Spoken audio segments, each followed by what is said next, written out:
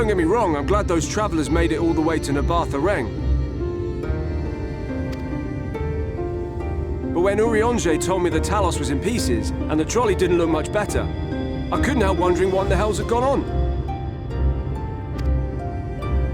What indeed? At least the heart is in one piece. The rest is replaceable. Looking at this mess, though, it's a miracle they survived. You can say that again. What the? Are you seeing this?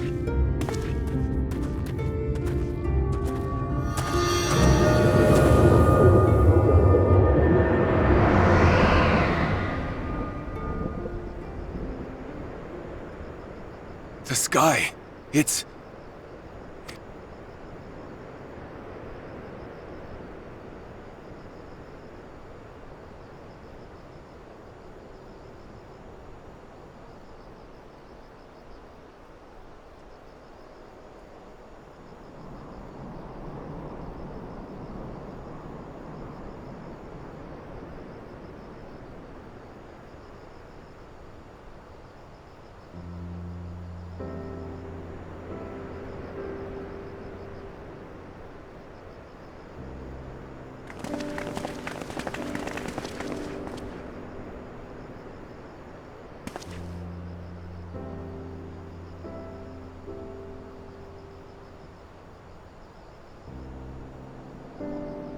At last, night has returned to Amareng.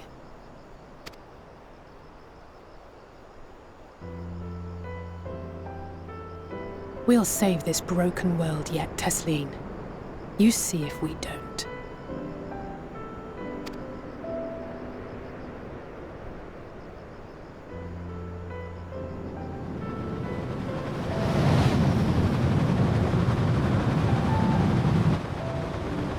No doubt retreating in the wake of the Warden's demise. Back to Calusia, the last refuge of light. Home to our dear Lord Vorthry, who will no doubt do everything in his power to thwart us. As well he should, for defeat there would spell the end for both him and his heavenly host.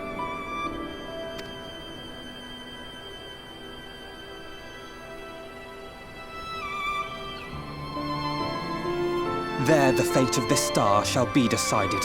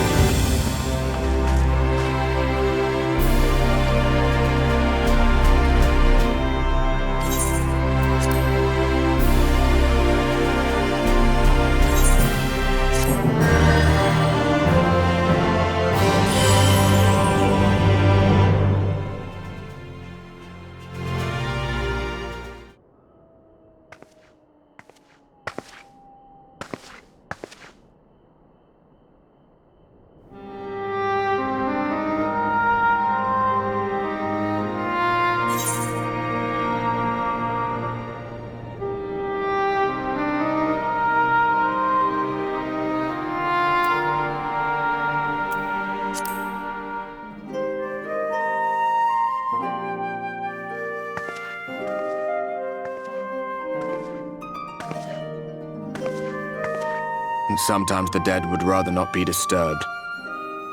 But enough about me. What of Armor Rang?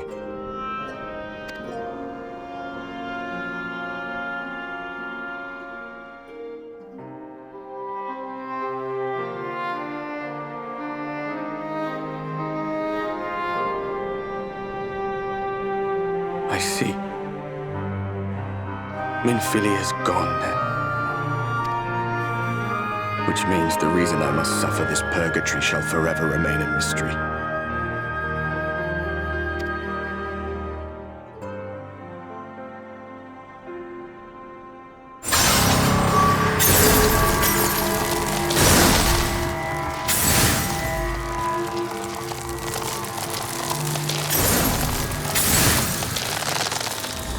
What's the matter?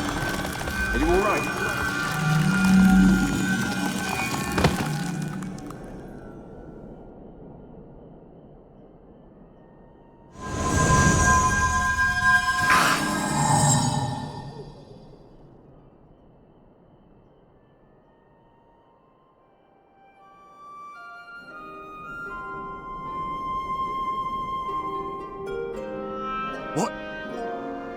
What just happened?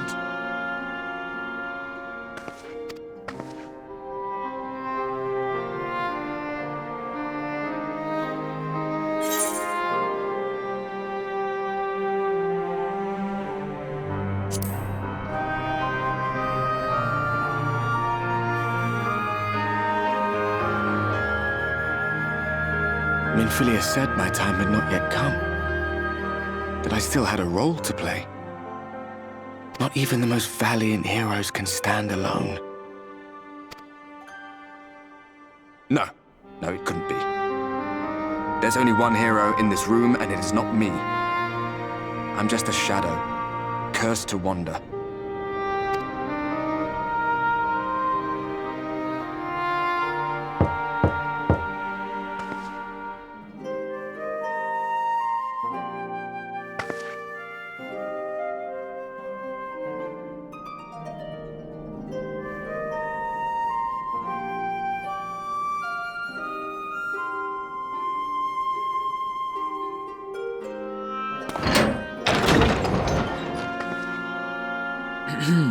Forgive the intrusion, but Minfilia, that is, Reen, and the others were asking after you.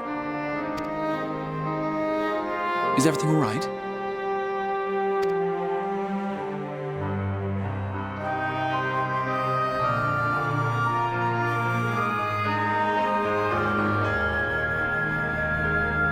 That pain again? And did it pass?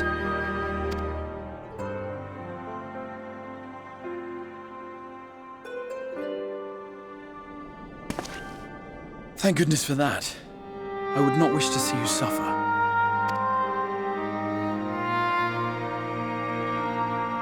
Though I know only too well how much you have suffered on our behalf in recent days. Indeed, I have no right to impose upon you further. Nevertheless, I must ask one thing of you. That you survive this, no matter what.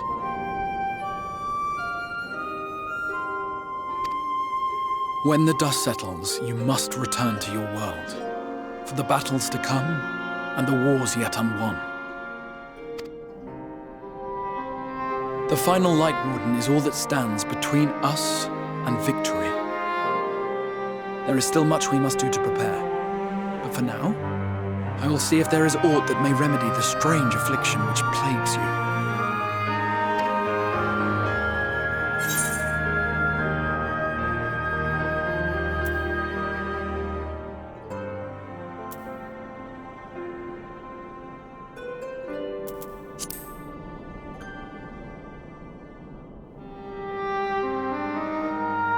Of that I have no doubt.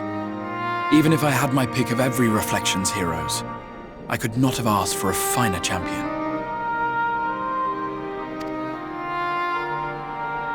I'll not keep you from your rest any longer. Take as much time as you like.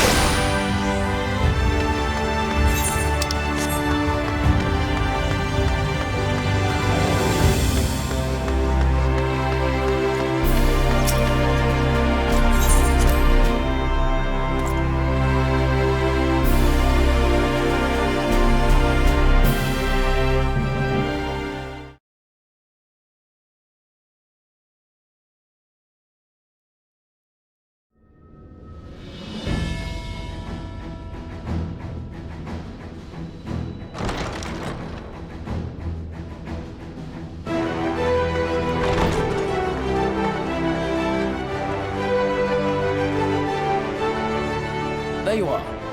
May I assume you've had your fill of rest?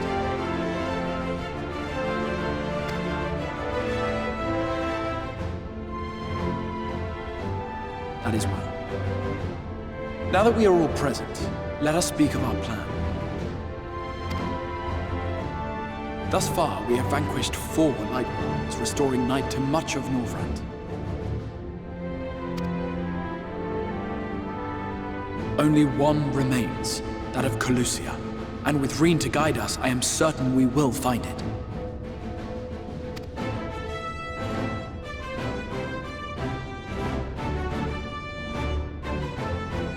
We're so close now.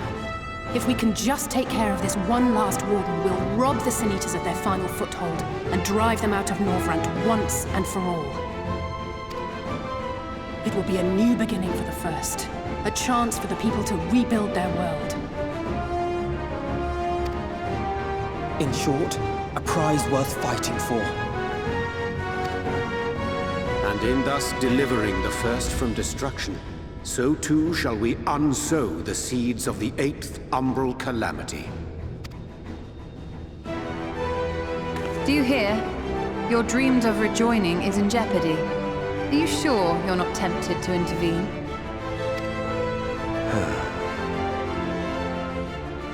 You labor under the misapprehension that vanquishing the Sin Eaters is tantamount to saving the world. It is not.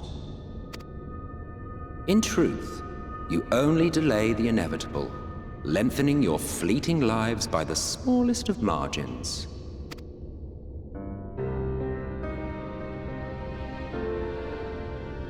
Twould be churlish of me to deny you this small concession, close as we've become. Foolish and misguided though you are not without charm. Each and every one of you is possessed of a noble heart. When the weak want for succor, you do not hesitate to provide it. Alas, your nobility is short-sighted. You think only of the problem in front of your nose. A limitation of your ephemeral existence. Our lives may seem short and insignificant to the likes of you, but one does not need to be an eternal being to achieve lasting change. If I may stop you there, I do not claim that we Ascians are special. That is another misconception. In the beginning, everyone lived nigh for eternity. Such was the natural order of things. But like so much else, this was taken from you.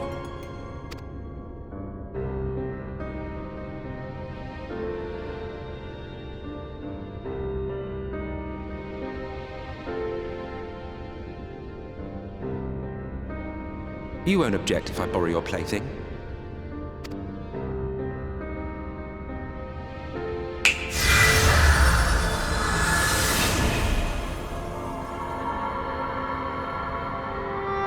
In the distant past, when the world was one and whole, a great calamity threatened all life. It began without warning. The very laws of the star were warped and broken, and chaos swiftly spread throughout the land. Faced with annihilation, we sought to imbue the star with its own will. Thus was Zodiac born, and by his power was order restored. Ere long, however, thankless fools began to fear that Zodiac's might was too great, and so they conjured another to keep him in check. Your own dear Hydaelyn. And the two beings waged war until, with a single devastating blow, Hydaelyn unmade Zodiac, scattering his being across space and time. So you told us in the Katana Ravel. Yes. And there began our woes, with Hydaelyn's blow and all that it wrought. As a counterbalance to Zodiac, Hydaelyn was created with the power to enervate her foe. This singular ability strikes not at such banal things as flesh, but everything that defines the target, diluting its existence. For example, were she to strike you,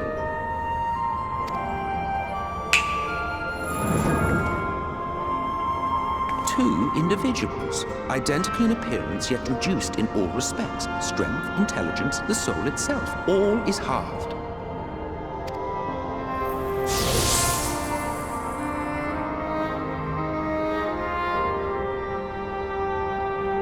Do you see?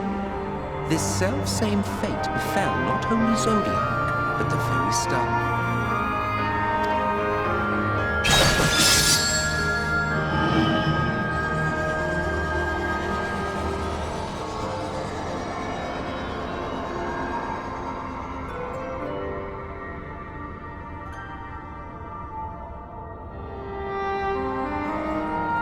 Only 3 were fortunate enough to escape the Sunbury, me being one of them.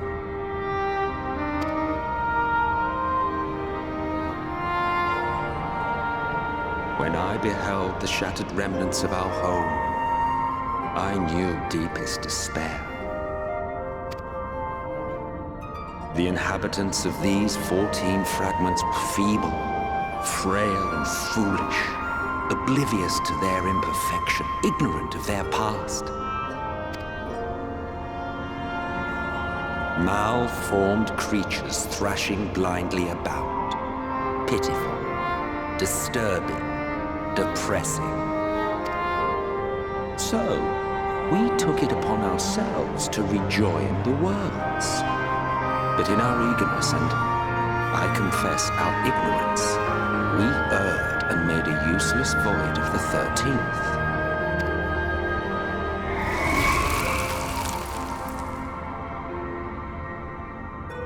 It was only afterwards that we discovered a connection twixt source and shard, a flow of energy that maintains elemental balance. And thus did we arrive at our time-honored modus operandi.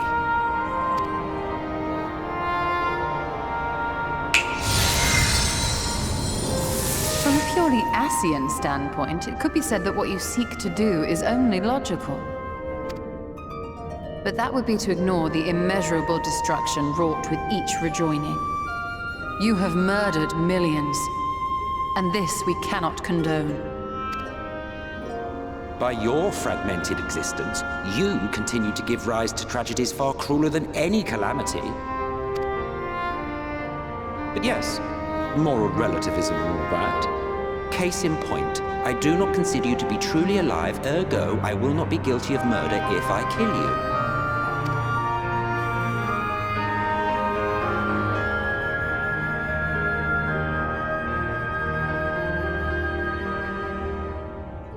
Oh, don't look at me like that. You for whom I have only the highest expectations. A vaunted hero of the Source, 7 times rejoined.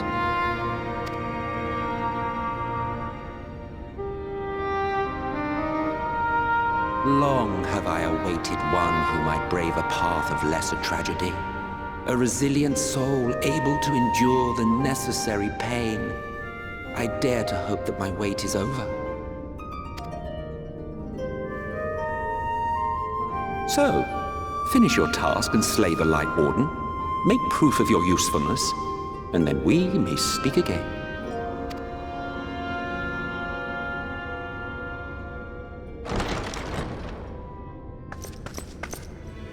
Forgive me, my lord, but this could not wait.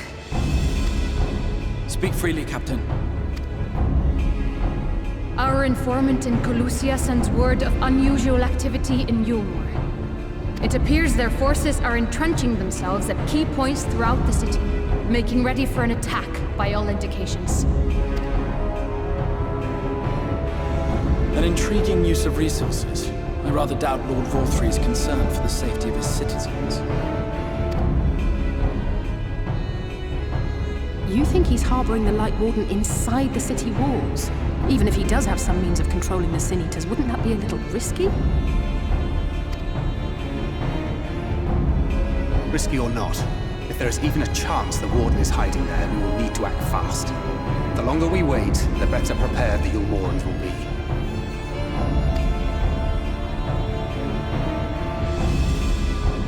Agreed. See to your preparations then and make for Calusia. God's willing, this hunt will be the last. Let us see it through to the end.